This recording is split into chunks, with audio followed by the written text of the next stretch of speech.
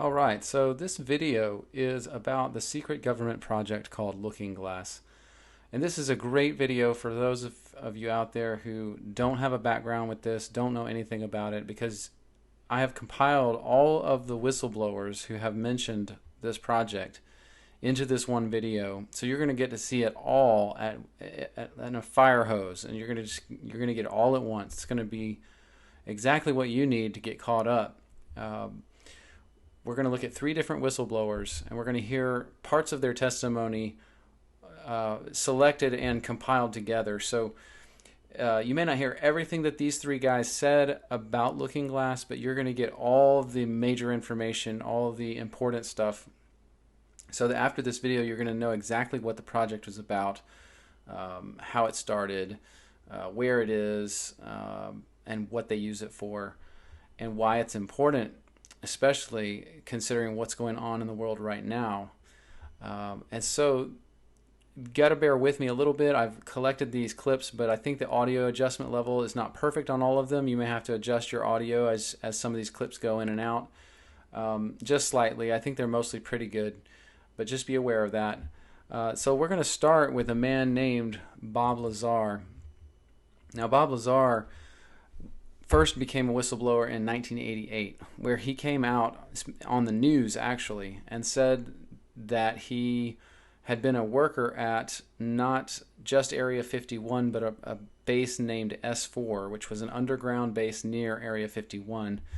And here is a testimony of his from 1989, just that 1 year later, about where he mentions Project Looking Glass. Now, he didn't have direct experience with that project, but he had seen briefing documents on it, so that's what he mentions here. Could you briefly describe Project Looking Glass and Project Sidekick for us? Project Sidekick was another project going on with Galileo. Galileo was the project that I was involved in.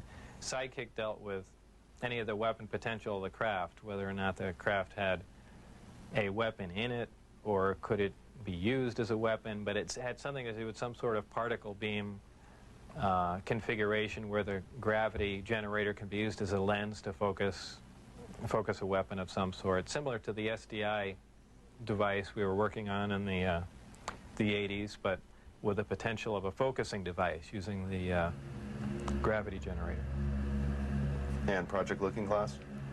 Project Looking Glass dealt with the distortion, the fact that there's a time distortion, essentially looking back in time, and by that I do not mean looking back years ago to see the wagon train days. They're looking for distortions that are milliseconds in time, and what that was used for, I don't know, but that was just observing the time, the time distortion, time dilation phenomena of the craft in operation. So there you have it, Bob Lazar in 1989 giving the information that he knew about Project Looking Glass was just that it was based on time distortion. And so I'm going to now show you another clip. He doesn't give any more information, but I wanted to show you this clip. It's an interview he did with Joe Rogan, and not too many years ago. I don't know if it was in the past 2 years or something like that. But this will let you know that his story has not changed about this project in 30 years, and I think that says something about his credibility. So here's that clip. Again, the only thing I could verify was what I had my hands on. There was talk of weapon systems, that there were different projects. Project Galileo, Project Sidekick was supposed to be weapon applications of the craft. Project Looking Glass had to do with time, any effects of time in the craft. Now, I don't think we're not talking about making a time machine like in science fiction, but we're talking about, small distortions, intentional distortions of time, and how that can be used, as a not as a, well, it was part of a weapon program. How are you informed in this? These again were just the small briefings that I read. All right, so there he again reaffirms that he had access to some briefings at one point during his employment at S4, the base near Area 51, where he saw these documents about Project Looking Glass, and all he knew was that it had to do with time and time distortion. And so that at least is our first whistleblower, and he came out again in the 1980s with this information. Now we're going to go on to a different whistleblower. His name is Dan Burish, who also had experience with the project. And so here is a clip of Dan Burish introducing himself in an interview with Project Camelot, which is, you can look them up too if you get interested in this. But here you go. I'm a microbiologist, a retired one now, but continuing somewhat the practice involved in a very unusual project called Lotus. I am a 20-year retiree from Majestic, first having been brought in 1986 under the auspices of the Committee of the Majority, and specifically working for the Majestic 12, assigned to Project Aquarius. All right, now he's going to actually explain where the project originated from. Okay, so this looking glass technology comes from cylinder seals. Originally, yes. How? Originally, it was a series of instructions for accessing the wormholes which naturally pass in the hyperspace in which we find ourselves. And from there, they worked on the technology. They built the equipment from the instructions. After building the equipment from the instructions, they began to tweak it and find different things out about it. One of the things that they found is that they could actually use it as a peering portal, like a peering glass, if you will, to see different aspects of not only the future but the past. Are these Sumerian? I would say that they slightly predate Sumerian time frame, but that some of the information which came down from cylinder seals that slightly predated the Sumerian time frame were then recopied in Sumerian seals as well. And those cylinder seals, oh yes, and those cylinder seals, to the best of my knowledge, have all been obtained. From Iraq? Some of them from Iraq, yes. Some of them from Egypt? Some of them from Egypt, some of them from other countries where they were being stored. And I really don't want to get my country into too many problems here. and you've got, go ahead. For a second, it's. All right, so he explained there that the initial plans for the Project Looking Glass came from Sumerian or, Mesopotamian cylinder seals that had been found by various governments, and then equipment put together based on those plans. And now here's another clip where he's explaining a little bit about the location of the stargates or portals, as he calls them, related to Project Looking Glass and what has happened to them over the time. Well, we had Looking Glass technology and portal, actual Stargate technology in Iraq as late as the start of 2003. And a lot of countries didn't want us to enter Iraq. We did, though, didn't we? Right. But how is it that, in other words, it sounds like... Omar just handed his two over. We just told him that we were going to make him rich beyond avarice. And he was a little smarter than Saddam, that's all. And so what he did is he handed them over and says, "Oh, please come into my country." He says, look at my equipment to make sure that I'm not making any weapons of mass destruction. Meanwhile, out the back door goes the two that Saddam actually had transferred over to him. Cylinders. Equipment. Stargate. Activating technology. Portal. Yeah, for them to experiment with. They were experimenting. But if the Looking Glass technology is the same thing, is access as a wormhole. The technology accesses a wormhole. Yes. It also accesses stargates. Well, that's essentially the same thing. I've been using the term Stargates technology as occur... meaning a machine that accesses a wormhole by spreading out the energy, the strange matter, or whatever it is, and I'm not a physicist, that spreads it out in a compatible way to either communicate through it or passage of information. And that includes also... But it occurs naturally. Stargates occur naturally. Indeed, they do. All right, so just a little more information there about the Stargate technology, the Project Looking Glass technology. And I just wanted to mention, I'd forgotten earlier, but these interviews, Dan did a few interviews with Carrie Cassidy of Project Camelot.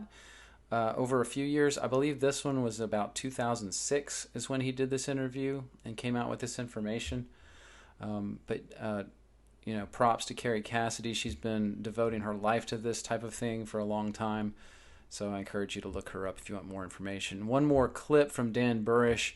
He's going to talk about some of the things they saw as they started using Project Looking Glass and using it for trying to predict future outcomes. So let's take a look at that. The numbers that we received before the Looking Glass was shut down, dismantled, was that there would be a 19% probability with an 85% confidence that the disaster would occur, that there would be a transition from timeline 1 to timeline 2. But that then means that there's an 81% chance that it won't. And so the individuals who want to carry the negative, I'm convinced that it's going to occur, are not presenting the facts. The facts are, this is the material that we have available that we know. So what you're saying is the Illuminati, to get back to that thread, Yes. is basically the side that believes that the transition is going to occur from one timeline to the other. Not only do they believe that it will occur, they want to provoke it. But how does it benefit them to believe? All right, so that shows you a little bit, and I realized there that you know, there's not a lot of background for what he's saying in this little clip, but I didn't add more here because we're going to see in the next whistleblower, whose name is Bill Wood, he's going to really expound on this timeline idea and the things they saw about a catastrophic future versus a awakening or enlightenment type of future. And so that's coming, but know that it's not going to stay where it is. You're going to learn a lot more about that in just a minute. Now, I wanted you to see that Dan Burrish actually collaborated with a few different researchers because, of course, once he came out with this information, everybody was interested in hearing about it. And as he collaborated, a few different artists put together renderings of the Looking Glass machine, if you will, based on Dan Burrish's testimony. So here is one rendering that someone did in a 3D CAD program of the Looking Glass machine. Here are some better ones that were done as well with some nice 3D CGI graphics. And these are just different views of that. And these are on the internet. You can find all these. It's just I've compiled them all here in this video for you. So there you go. And if I remember correctly, he, as he told about this thing, this produced and used an argon mist in the middle to and somehow used, I think, supercooled liquids in helixes or spinning around the center of this thing to create the time distortion, the distortions that they were able then to hook up to computers, to machines, and then calculate probabilities of future events based on inputs of decisions.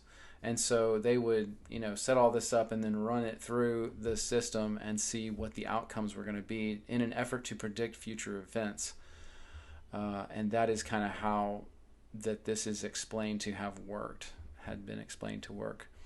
So now moving on to the third whistleblower, and these are the only whistleblowers I know of that have actually come out and are, credible on this topic. But this third whistleblower's name is Bill Wood, and he again is interviewed by Project Camelot's Carrie Cassidy. She's done a great job with all these people, getting them out in the open. But first we're going to learn just a little bit about Bill Wood, who he says he is, so you at least see that. Basically, my military career was such that I was in the United States Navy from June of 1991 until June of 2001. In that time, I served in a special unit called SEAL Team 9. We were trained primarily to use us as an asset to control and handle Tomahawk missiles, cruise missiles, that were used inside the Persian Gulf region in the Middle East throughout the time frame of 1992 to 2000, to my knowledge. All right, so that's just a little background on who he is, what his military experience was. But now he's going to talk about, in this next clip, about how he was contacted by some white hat ex-military people, a secret group, classified, who needed his help with Project Looking Glass. So that's what's in this clip. Shortly after I began doing that, I was contacted by a group of people that were also doing the exact same thing, and were much more aware of who I was and what my experience in the military was on a top secret level. I was very surprised by that. But I learned very quickly that there's people out there with a huge amount of information that are fighting for the good guys.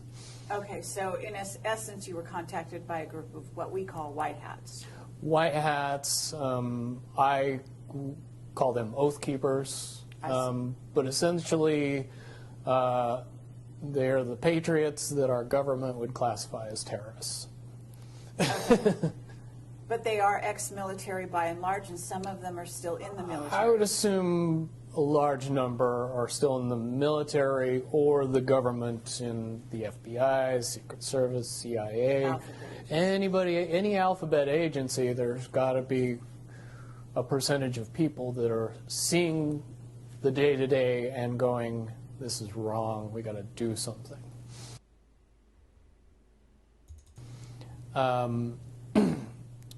One of the caveats that I do have some personal information that I did get personally involved in was some information that had to do with the Stargates and Looking Glass, and more specifically the 2012 problem with those projects. I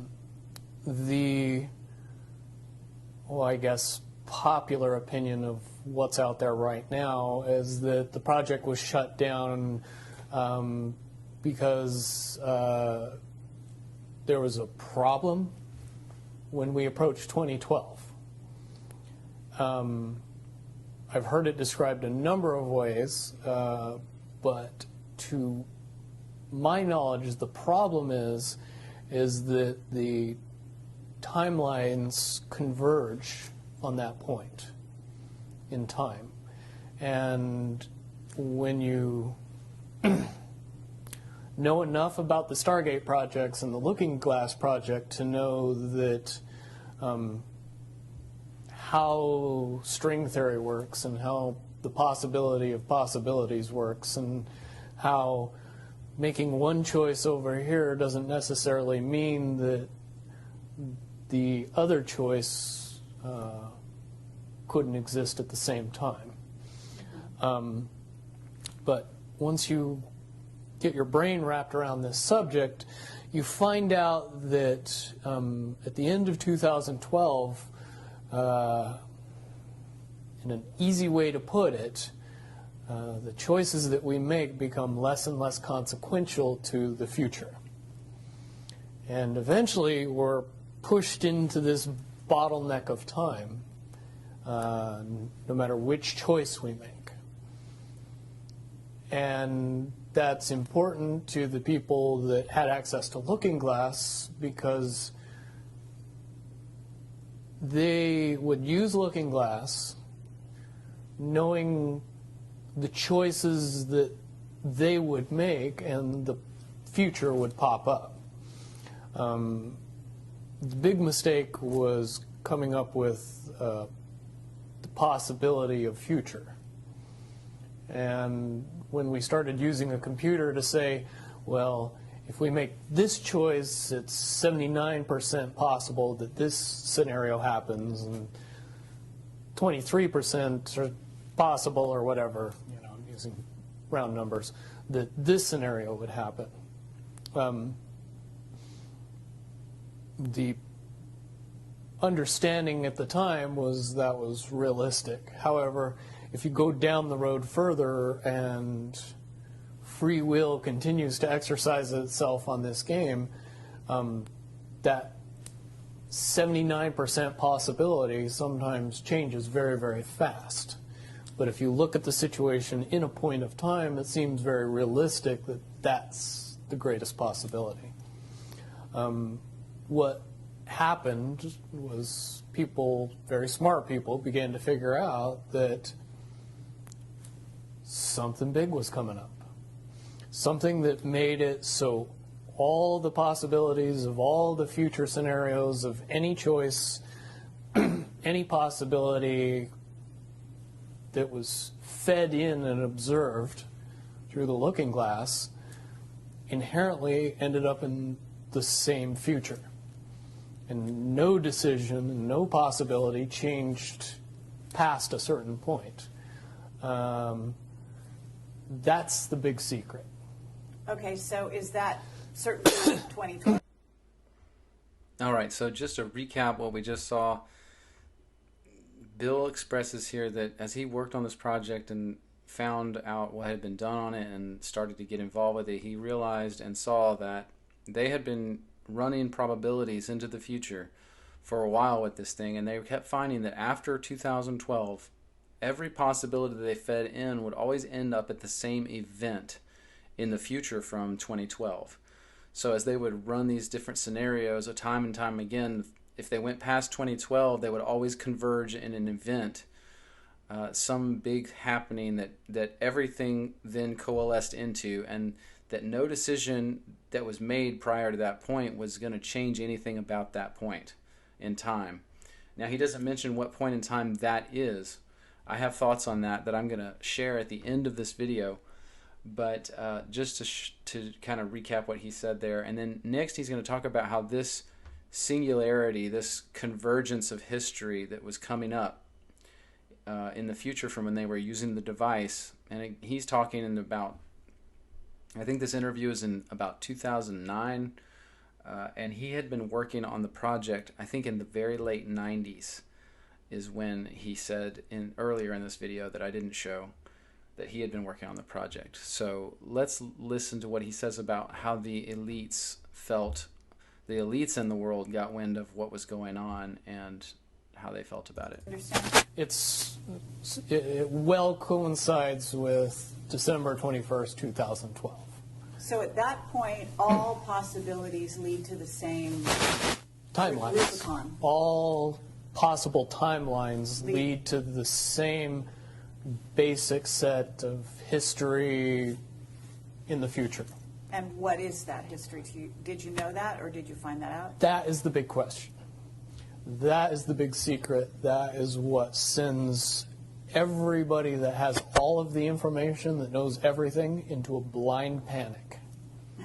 The people that know everything about Looking Glass, that have gotten all the reports and all the information, the elites of the world, probably figured out that that was the end of the game, and nothing could be manipulated beyond that point.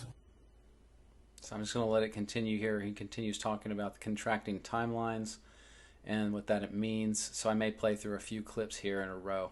They cannot go beyond a certain point. At a certain point, after they're done hearing the computer tell them this is what's going to happen over and over and over and over again, all they become focused on is how do we fix it? Why? What is this that's going to happen? The you know that? inevitable contraction of the timelines. But what does that mean for this reality? Do you know that? I don't know that. What I do know is that I was called in and asked to solve this problem, this timeline contraction problem. And I eventually did my due diligence and did all the investigating, and basically only had one piece of information, and that was reinforcement. The computer's right. The timelines will contract down to some inevitable thing that you guys won't tell me about, so I can't help you. There is an inevitable event. It's been forecast, it's been predicted, it's been fed to us in a slop trough of what they want us to believe will happen. But they don't. However, comma, they don't actually have control over what happens. They only have control over the reaction, and it seems that no matter what they try to do to cause their desired reaction, it's going to have an opposite effect. Now, it's much, much easier for me to explain today what that process is as opposed to back then. But if I had to give it a name, I would say it's the awakening process. It's an evolution of consciousness that cannot, will not, and no matter what decisions or possibilities are injected into the equation, eventually it all resolves down to us all learning the truth and becoming aware of this massive dam of lies that has been built that keep us from knowing massive volume of information that we should otherwise possess. Now I want you to think about this for a minute, because what he said is key, and when I come full circle on this thing at the end of this video, I'm going to talk about it more, but just note that he said that this event that all of history is culminating towards, he even calls it an awakening. And if you are familiar with or have followed at all the Q phenomenon, the QAnon posts on, first 4chan, then now 8chan, then you may be aware of this term, the Great Awakening, which I myself and many others contend is occurring right now, is in progress, and is going to get just huge as this year progresses and as time progresses. But that's what he's talking about. And he even said it, he talks about it in a couple ways. He talks in one way as if it's an enlightenment, like a consciousness raising, but he also says that it's just a revealing of the truth, right? It's understanding that there's been a dam of lies built up over the centuries, and this awakening is people coming to the knowledge of the truth, and that nothing can stop it. And that is what the elites saw when they looked in the Project Looking Glass and used the machine to run their probabilities. They saw this and were so afraid they couldn't even believe it. So they couldn't deal with it. So this is what scares them, and this is why they had been using this project again and again to try to see if there's some way to change that probability, but they couldn't do it. It's not going to change. And Bill is going to explain even more of that as we continue here. That they would lose control. Because that information was of a monumental concern when I was in the military about how to prevent this inevitability. Now, at first I thought it was end of the world. Now I see end of the world as end of their world. Yeah, note that he said that, that the elites felt like it's the end of the world, but it's really the end of the charade that they've been playing on the people of Earth for centuries. And it's the revealing of truth that has been hidden for my whole lifetime, probably for many lifetimes. So that is what they are seeing through the project there. Now this part that I'm about to play for you is probably one of the most significant ones for me as a Christian to hear, because he talks about, well, I'll just play it, but he gets into some kind of almost eschatological type of discussion without even mentioning God, but you'll see what he says here. Any attempts to try to go away from this one inevitable conclusion, I again see as a new beginning, an end of this reality, the beginning of something that we can't even possibly understand based on the level of our beliefs currently. But when all that information comes flooding out, there's going to be no denying what's true and what's a lie or what's illusion. We won't have the choice to believe that 9/11 happened because of a bunch of terrorists, because we'll know exactly what's happened. Basically, what we're experiencing right now is two master chess players sitting at the board. And one of them looks down at the board and sees that he's in checkmate in 7 moves. And he looks across at his opponent, and he knows that his opponent sees it too. So there's no getting out of it. So at this point, the loser can only prolong the game. The game, both players know the game is over. It's only a matter of time before he does this, and then you're forced to do this, and then he's forced to do this, and eventually checkmate.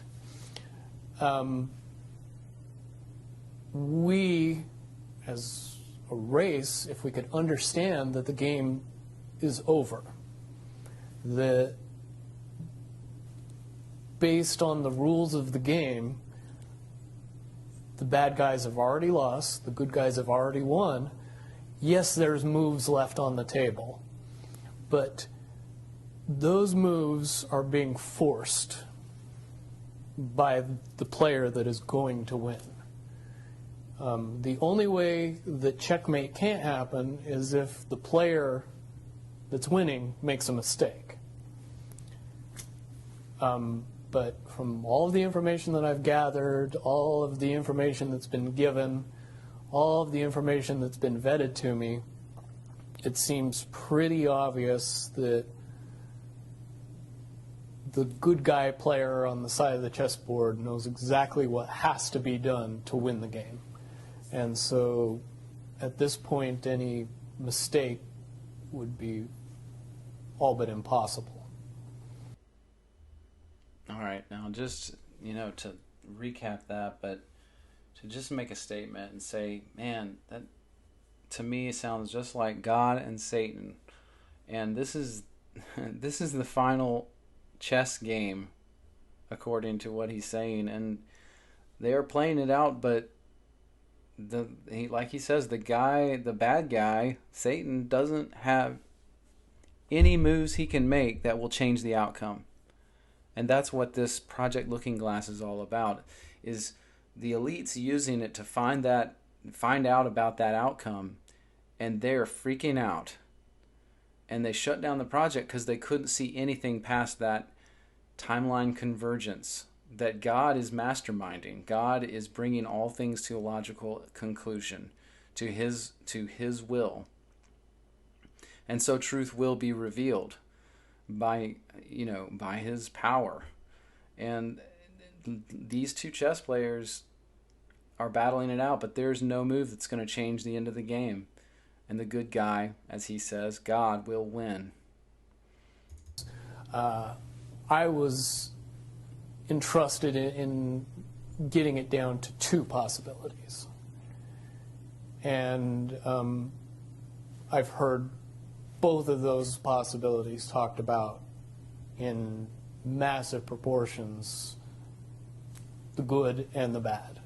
Okay, so can you in one sentence say what the good was and the bad was, or are you able to do that? To most easily put it to people, I suppose. One scenario is what most people would understand to be ascension, or an evolution of consciousness that brings us out of the cocoon and turns us into a butterfly. Timeline 2 is some kind of major global catastrophe that drives most of us underground and leaves a few of us on top to fend for ourselves. And I just want to interject here too that the elites for years have been planning for this contingency, this disaster. And you know this by the fact that they've been building underground bases And the rich of the world have been building underground shelter homes. And if you do some research online, you will find this out, that they've been doing it for years, because the elites, the money holders, the power controllers of the world, they have had access to this technology because of their power and influence. And they, seeing this disaster on the horizon, or the possibility of it, they have essentially freaked out and started building underground to shelter themselves from this disaster. This is part of what the underground of the Denver airport is. It is a shelter for the elite of the world in case of a global disaster, a place where they can hide and stay safe while the rest are left to fend for themselves. And that's just how evil those people are.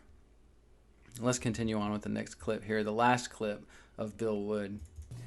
Can you explain why they have been hedging their bets to such a degree on the negative? It's very simple. They're insane. And beyond insane, they have literally deluded themselves into believing that they can somehow manage to get away with what they're trying to get away with. There is a distinct lack of reality in that thinking. And that's exactly what the elites of the world are, is deluded.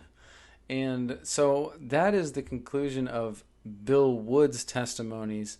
Now you've seen now the 3 whistleblowers that I'm aware of that have actually come out with Project Looking Glass information. And now you know more about Project Looking Glass than 99.999% of people on this planet. But I'm going to show you something else, because the elite, the majority of the elite are Satanists. And they, in being Satanists, they not only are evil, but they also have a spiritual mandate. And it is something that it is a law of spiritual. And that is that they must reveal their wicked plans in what they do to those to whom they are doing them. They must ask, in a sense, permission to tear your life apart, to keep you in captivity and bondage, to rule over you in every conceivable way. So I'm going to play one clip more of Dan Burrish talking about that a majority of the people that are involved with these projects are Illuminati and Freemasons and Satanists. And then I will show you some other revelations that Hollywood has actually done of Project Looking Glass. I understand that there's been some kind of adjournment. There has been. And now there's a new body, and it's not going to be comprised of the same people as the old body. True. So why? Why have they changed members? What's the motivation? There's a switchover between 2 secret societies going on. One is handing reins over to the other, and it has been long planned. However, it's not been long known by me, but it's been long planned, probably decades. I'm certain it has to have been for decades. So Majestic is ruled by a secret society, is what you're saying? Well, Majestic has been the most famous, next to probably the Freemasons, secret society of itself. And there are many of the Freemasons who inhabit the Majestic as a consequence of their relationships. The 2 things are happening at the same time. And so their philosophies then, the philosophies of these associated secret societies like the Scottish Rite and the York Rite, are then imparted into the secret society known as the Majestic. So what's the quarrel between... Because you bring who you are to wherever you are. Sure. But what's the quarrel between, say, the Majestic Society or group and the Illuminati? That is a real good, and it's the best question to be asked. Even more importantly than the differences between the J-Rods, because this impacts us I think, now. Many members of the upper echelon, and I don't mean the hard-working people who work on construction sites, for God's sakes, but many people who are in the upper echelon of the Masonic movement, both York and Scottish Rite, have accepted a philosophy which is Luciferian in context and history. Many of the people who are not directly then involved with the Majestic, who are also associated with that Luciferian philosophy, have rubbed up against each other for decades, probably even longer. So somewhere along the line in history, there was a schism between those individuals who have accepted a Luciferian history, Luciferian philosophy, mixed with other secret society people who have not, that ended up in the Majestic, and people who have accepted a Luciferian, almost like a different denomination, if you will, accepted a Luciferian philosophy,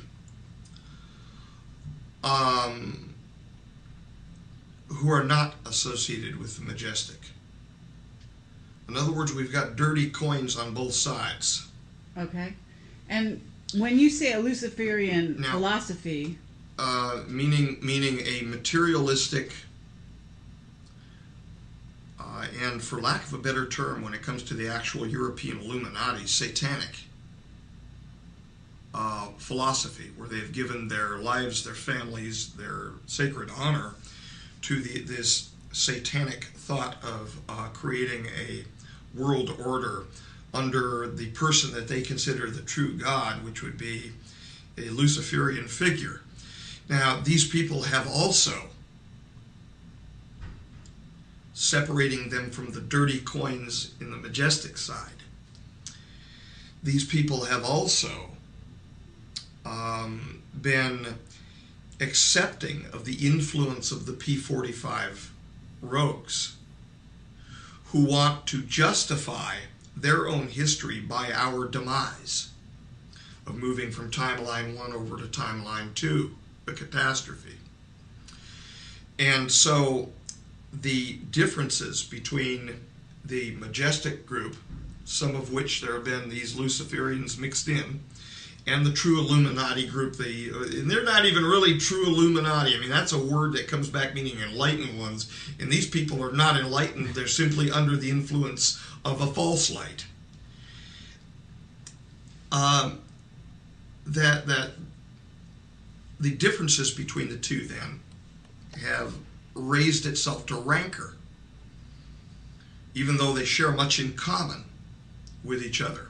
However, on the Majestic side, you have a lot of God-fearing people too. A lot, and I'm not talking about specifically here the 12. I'm talking about the line people, the people that we've worked with. Good people to the bone, to the soul, who want nothing but good for the world. So basically what you're talking about is there seems to be an alliance between, for lack of a better word, the so-called Illuminati group that is satanic followers, and the P45s, what you call the P45s, and the Majestic group, which, even though it has some members from the Illuminati, basically is siding with the P52s. Yeah, I wouldn't really call them some. I would say that they are Freemasons who have accepted the Luciferian influence. In other words, I personally disagree with it. The Luciferian influence, but are still acting as good people. For the benefit of humanity. For the benefit of humanity, exactly. And then there are some that I have interacted with who are involved with the so-called true Illuminati in Europe that are God-fearing people too. There's dirty coins and there's polished coins on both sides. All right, I just wanted to share that clip with you guys so that you see kind of the weird and complex situation there is within the upper echelons of the secret military and the elites and the Illuminati Freemasons. It is a complex web, and people like to paint a broad brush over that, but it is really complicated, and it just shows you kind of what's behind the scenes with all this looking glass stuff, the people that had control of it, you know, and what has been done with it. It helps make, I think, some sense of the whole situation. Now, back to the looking glass itself.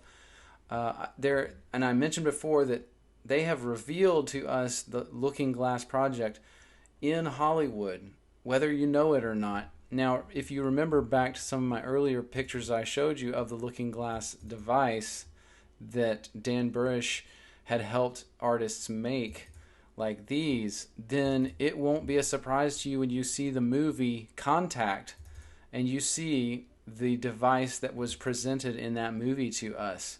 It is very similar in many ways, and so it shows how they reveal things to us. I mentioned that the Satanists, they, by a law that exists in the spiritual universe, they must reveal their plans concerning people, and so they must show us these things in these movies, and they do it in this secret kind of way, this way that seems like that we would dismiss, but they at least are showing it to us, so that it's almost as if they're asking our permission before they do all these things, because they're trying to fulfill that spiritual law in regards to having to divulge their evil practices. But here's a clip from the movie Contact. That just shows you a little bit there of what their representation of the Looking Glass is in the movie Contact with Jodie Foster and Matthew McConaughey. Here is a animation I found someone had made online. They remodeled it in 3D and wanted to show it.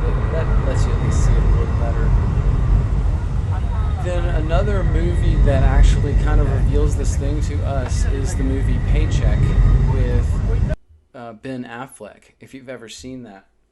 And at the kind of, you know, end game of this movie has to do with a future revealing device, a computer that shows people the future. Here's that clip.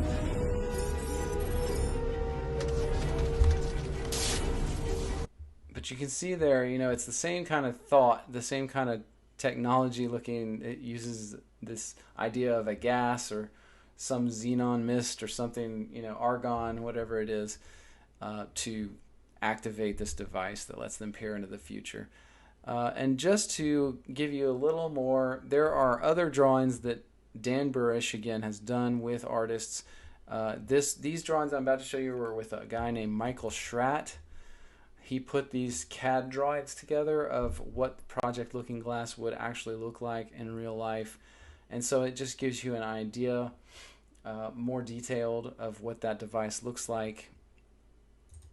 And this schematic is not only of the device sits in the kind of left of center there in this room. And it's a schematic of one floor of the base S4 that Bob Lazar had actually mentioned working in. And this was where these guys testified that the Project Looking Glass device resided, at least one of them, at the one that exists here in the United States at area S4, base S4. Here is that with these items highlighted. Now the reason these are highlighted is you'll notice it's called Alice's floor, and there's a white rabbit. Now if you are a follower of Q and the Q posts, the QAnon posts, then you know that he has mentioned Alice in Wonderland many times throughout his posts. He also has mentioned, Q has mentioned the Project Looking Glass in one post. And there are plenty of places you can go to see those posts.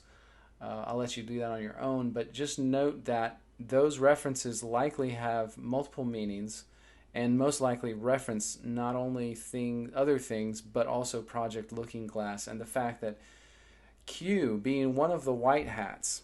And you remember Bill Wood mentioned in his testimony that he worked with a group of white hats he called the Oath Keepers. I truly believe that these guys are connected to the Q group in some way, or at least are may not be the Q group, but are in contact with them, because they seem to all have knowledge of this looking glass device and have been trying to use it to find a way to protect people during this situation where there's going to be this convergence of timelines. And they are obviously working towards the good timeline where there is a awakening where people learn the truth about their world and about all the things that have been hidden from us from decades and centuries past by the power controlling elites who have run the world for so long. And so I just wanted to compile all these things. That's really the end of all the slides and pictures and videos. That's the last one I have for you, but thank you for your time in this. I think that this is probably one of the best compilations of the Looking Glass material from the actual whistleblowers that you're going to find online. So I encourage you, share this with your friends. Like the video on YouTube, subscribe to the channel, and tweet this and just get the word out so that people start understanding what's going on. Because I think the more people that understand and know, that just is going to increase this great awakening that's already occurring. And it is going to be good for us. It is going to be good for America. It's going to be good for the world. And so thank you for your time, and take care of yourselves.